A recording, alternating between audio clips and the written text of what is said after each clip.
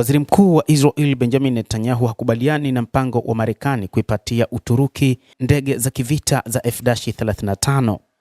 Waziri Mkuu huyo wa Israel Bwana Benjamin Netanyahu anasema Uturuki si nchi rafiki kwa Marekani. Mauzo ya F-35 yatavuruga usawa wa nishati ya Mashariki ya Kati.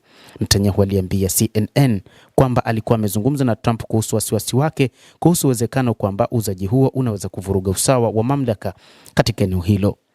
Anachokitaka Waziri Mkuu Benjamin Netanyahu ni kulitawala eneo la Mashariki ya Kati, kwamba ndege za kivita za F-35 zinapaswa kuwa chini ya Marekani na Israel pekee, na hata kuiuzia Saudi Arabia na pia kulileta changamoto fulani.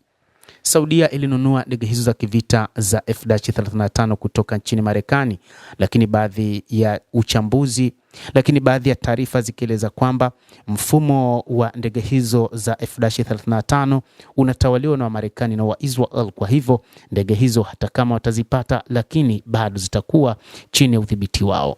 Waziri Mkuu Netanyahu akizungumza na CNN jana Jumanne kuhusiana na mauzo ya Marekani ya ndege za kivita za F-35 kwa Uturuki, muda mfupi baada ya Rais wa Marekani Donald Trump kujadili kuhusu mauzo hayo na Rais wa Uturuki Recep Tayyip Erdogan katika mkutano na waandishi wa habari huko mjini Ankara nchini Uturuki. Netanyahu alisema kwamba alikuwa amezungumza na Trump kuhusu wasiwasi wake juu ya uwezekano wa uuzaji huo na unaweza kuvuruga usawa wa mamlaka katika eneo hilo. Amesisitiza kuwa licha uhusiano wa Trump na Erdogan, Uturuki si nchi rafiki kwa Marekani kutokana na uhusiano wa Ankara na shirika la kigaidi la Muslim Brotherhood. Netanyahu pia alibainisha uungaji mkono wa Erdogan kwa Hamas na historia ya kuwafunga wapinzani wa kisiasa na waandishi wa habari.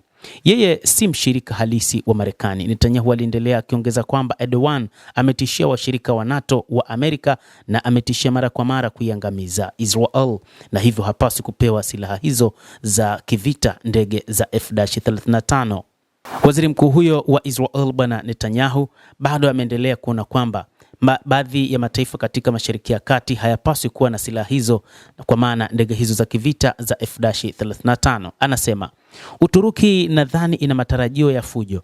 Wanasema wazi kwamba wanataka kurejesha ufalme wa Ottoman, Netanyahu alisema. Alipoulizwa kuhusu uwezekano wa kutoelewana kati ya Trump na Netanyahu, waziri mkuu huyo alisisitiza kwamba Marekani na Israel zinaendelea kuwa washirika wa karibu, lakini hata washirika wanaweza kuwa na tofauti.